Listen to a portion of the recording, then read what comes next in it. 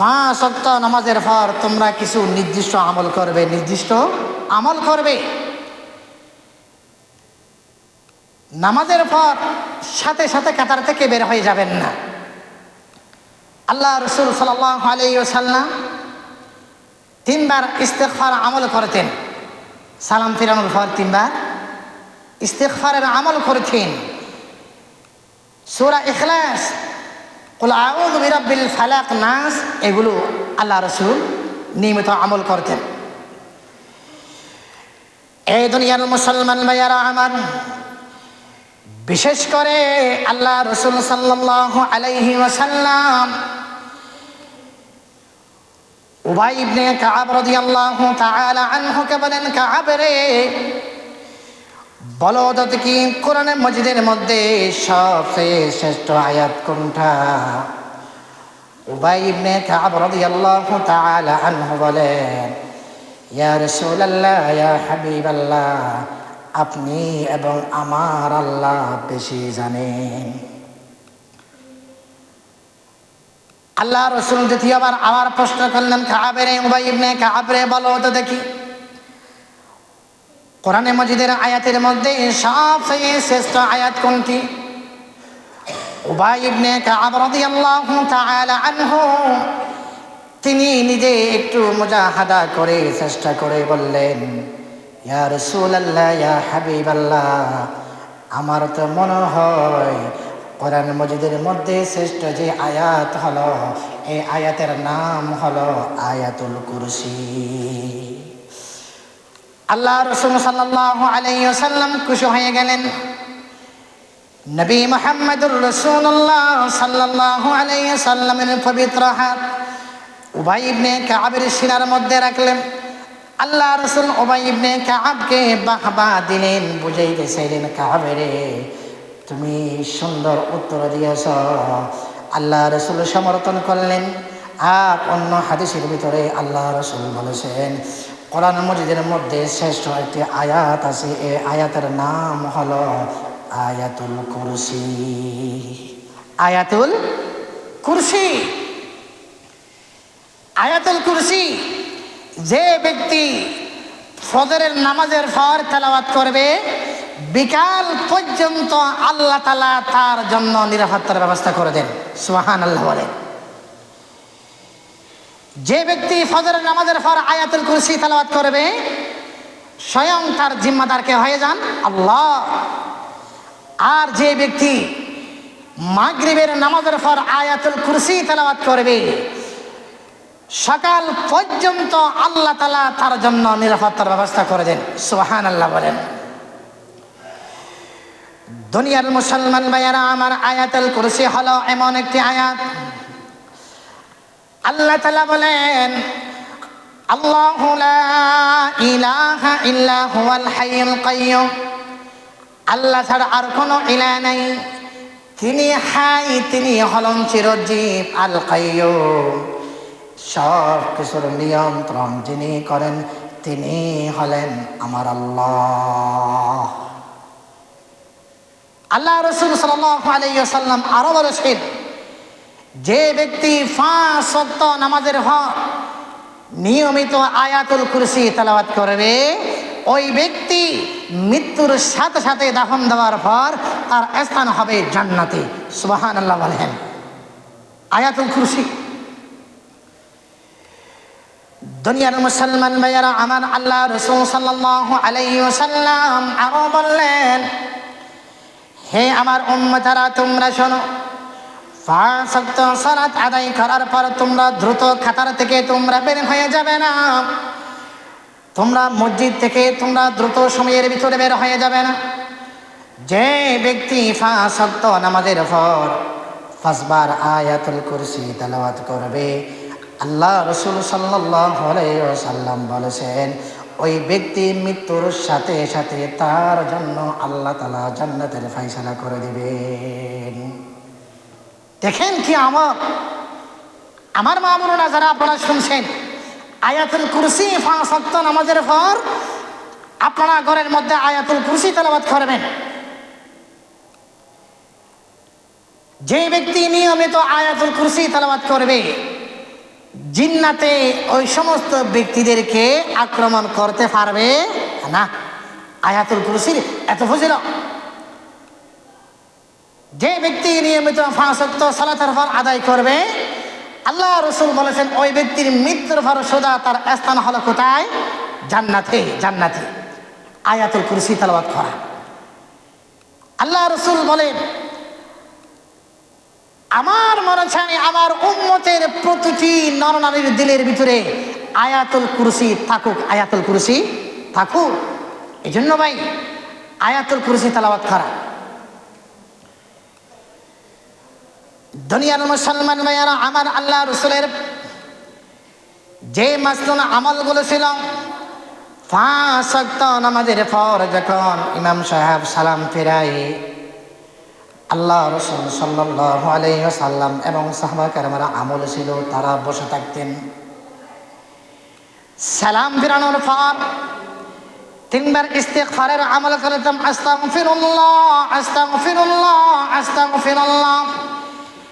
3 বার মাথার মধ্যে হাত রেখে ইস্তিগফার পড়তেন। তারপর আল্লাহ রাসূল বলতেন, আল্লাহুম্মা আনতাস সালাম ওয়া মিনকাস সালাম ইয়া যাল জালালি ওয়াল ইকরাম। সুবহানাল্লাহ বলেন। তাহলে ভাই আমরা যে জায়গার মধ্যে সালাত আদায় করি না কেন, নামাজের পর আমরা হাত কোথায় রাখবো? আগে মাথার মধ্যে হাত রাখবো। কোথায়? মাথায়। 3 বার মাথার মধ্যে হাত রেখে 3 বার আস্তাগফিরুল্লাহ, আস্তাগফিরুল্লাহ, আস্তাগফিরুল্লাহ 3 বার কি করবো? ইস্তিগফার করবো। তারপর আমরা কি করবো?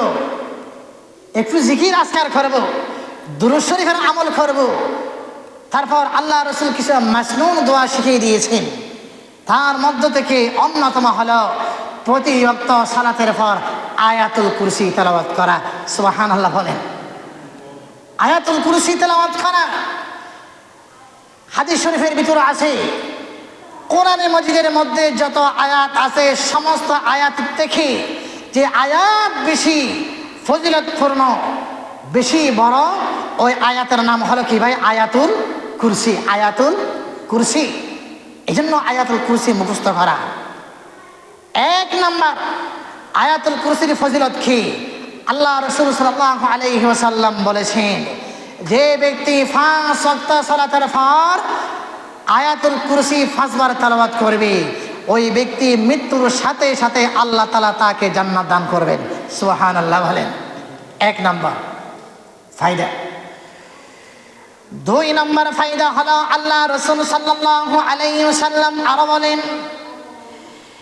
যে ব্যক্তি বিশেষভাবে ফজরের নামাজের পর আয়াতুল কুরসি তেলাওয়াত করবে, আল্লাহু লা ইলাহা ইল্লা হুয়াল হাইয়ুল কাইয়্যুম লা তাখুযুহু সিনাতুন ওয়ালা নাওম লাহু মা ফিস সামাওয়াতি ওয়া মা ফিল আরদ মান যাল্লাযী ইয়াশফা'ু ইনদাহু ইল্লা বিইذনিহি ইয়া'লামু মা বাইনা আইদিহিম ওয়া মা খালফাহুম ولا يحيطون بشيء من علمه إلا بما شاء وسع كرسيه السماوات والأرض ولا يؤوده حفظهما وهو العلي العظيم। যে ব্যক্তি এতটুকু পর্যন্ত কোরআনের আয়াতুল কুরসি তেলাওয়াত করবে, আল্লাহ রাসূল বলেন সকালবেলা তেলাওয়াত করলে বিকাল পর্যন্ত আল্লাহ তাআলা তার জিম্মাদার হয়ে যায়। আর যেই ব্যক্তি মাগরিবের নামাজের পর আয়াতুল কুরসি তেলাওয়াত করবে, আল্লাহ রাসূল সাল্লাল্লাহু আলাইহি ওয়াসাল্লাম বলেন ফজরের আযানের আগ পর্যন্ত আল্লাহ তাআলা তার জন্য নিরাপত্তার ব্যবস্থা করে দেন। আল্লাহ তাআলা তার মালিক বনে যায়, আল্লাহ তাআলা তার জিম্মাদার বনে যায়। এই জন্য আল্লাহ রাসূল বলেন, হে আমার উম্মত, আমার মনে চায় আমার উম্মতের নারীর দিলের ভিতরে, প্রত্যেকের ভিতরে আয়াতুল কুরসি থাকুক। তাহলে ভাই আমরা আয়াতুল কুরসি কি করব? তেলাওয়াত করব। আয়াতুল কুরসি, আয়াতুল কুরসি। কোরআনে মাজিদে 3 পারার শুরুতে আয়াতুল কুরসি আছে। এক নম্বর ফায়দা হলো যে ব্যক্তি 5 ওয়াক্ত সালাতের পর আয়াতুল কুরসি তেলাওয়াত করবে ওই ব্যক্তি মৃত্যুর সাথে সাথে কোথায় চলে যাবে? জান্নাতে। এক নম্বর ফায়দা হলো আয়াতুল কুরসি 5 ওয়াক্ত সালাতের পর যখন আপনি নিয়মিত তেলাওয়াত করবেন রাসূল বলেছেন তার জন্য সোজা হলো জান্নাত। 2 নম্বর ফায়দা হলো যে ব্যক্তি ফজরের নামাজের পর একবার আয়াতুল কুরসি তেলাওয়াত করবে বিকাল পর্যন্ত আমার আল্লাহ তার জিম্মাদার হয়ে যায়।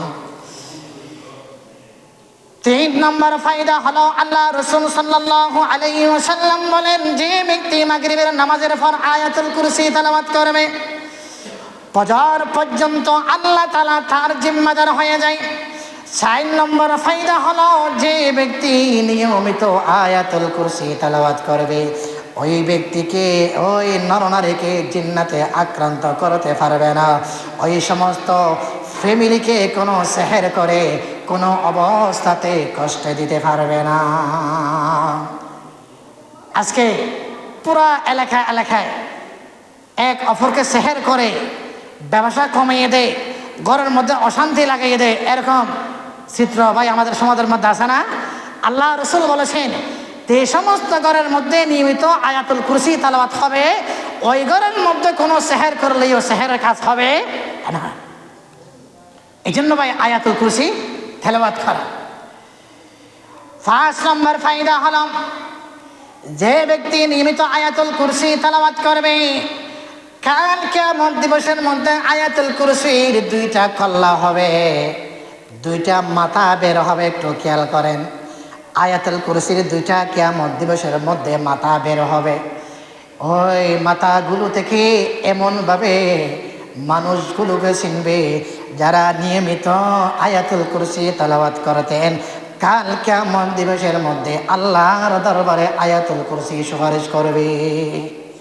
এই জন্য ভাই আয়াতুল কুরসি আল্লাহ রাসূল সাল্লাল্লাহু আলাইহি ওয়াসাল্লাম 5 ওয়াক্ত সালাতের পর সালাম ফিরানোর পর সাথে সাথে কাতার থেকে উঠে যেতেন না, সাথে সাথে কাতার থেকে উঠে যেতেন না। 3 বার বলতেন আস্তাগফিরুল্লাহ, মাথার মধ্যে হাত রেখে আস্তাগফিরুল্লাহ আস্তাগফিরুল্লাহ আস্তাগফিরুল্লাহ। আজকে থেকে আপনারা আমল করবেন, নামাজের পর ডান হাত মাথার তালুর উপর রেখে 3 বার কি পড়বেন? আস্তাগফিরুল্লাহ। এখন কত হইল আস্তাগফিরুল্লাহ পড়লে ফায়দা কি? হাদিস শরীফের ভিতরে আছে একজন ব্যক্তির মাথার ভিতরে যত কুমন্ত্রণা খারাপি আছে 3 বার আস্তাগফিরুল্লাহ পড়ার কারণে 5 ওয়াক্ত নামাজের পর 3 বার তেলাওয়াত করার কারণে ওই ব্যক্তির মাথা থেকে সমস্ত বাজে চিন্তাগুলো আল্লাহ তাআলা দূর করে দিবেন। সুবহানাল্লাহ বলেন, সুবহানাল্লাহ সুবহানাল্লাহ আস্তাগফিরুল্লাহ। 2 নম্বর আমল আল্লাহ রাসূল সালাম ফিরানোর পর বলতেন আল্লাহুম্মা আনতাস সালাম ওয়া মিনকাস সালাম ইয়া যাল জালালি ওয়াল ইকরাম। আমরা তো মনে করি এটি শুধু হুজুর মুনাজাতের মধ্যে বলবে না। আল্লাহ রাসূল যারা মুনাজাতের মধ্যে শরীক থাকতেন, যারা শরীক থাকতেন না, নামাজের পর প্রতিটি সাহাবা কেরামের আমল ছিল আল্লাহুম্মা আনতাস সালাম ওয়া মিনকাস সালাম ইয়া যাল জালালি ওয়াল ইকরাম। তাহলে প্রথম আমল হবে 3 বার আমরা মাথার মধ্যে হাত রেখে কি পড়বো ভাই? আস্তাগফিরুল্লাহ। খেয়াল করেন, সালাম ফিরানোর পর মাথার মধ্যে হাত রেখে 3 বার কি বলবো? আস্তাগফিরুল্লাহ আস্তাগফিরুল্লাহ আস্তাগফিরুল্লাহ। এগুলো বললে কি হবে? আপনার মাথা থেকে বাজে যত চিন্তা আছে সব কিছু যিনি দূর করে দিবেন তিনি হলেন কে ভাই? আল্লাহ। তারপর পড়তেন কি? আল্লাহুম্মা আনতাস সালাম ওয়া মিনকাস সালাম ইয়া যাল জালালি ওয়াল ইকরাম। তারপর পড়তেন আল্লাহ রাসূল বিশেষ করে ফজরের নামাজের পর, মাগরিবের নামাজের পর আল্লাহুম্মা আজিরনি মিনান নার। কি ভাই? আল্লাহুম্মা আজিরনি মিনান নার 7 বার। আল্লাহ রাসূল সাল্লাল্লাহু আলাইহি ওয়াসাল্লাম বলেন যে ব্যক্তি ফজরের নামাজের পর 7 বার আল্লাহুম্মা আজিরনি মিনান নার আল্লাহুম্মা আজিরনি মিনান নার আল্লাহুম্মা আজিরনি মিনান নার এভাবে 7 বার বলবে, আল্লাহ তাআলা তার জন্য 7টি জাহান্নামের দরজাকে বন্ধ করে দিবেন। সুবহানাল্লাহ সুবহানাল্লাহ। আল্লাহুম্মা আজিরনি তেলাওয়াত হবে কয়বার ভাই?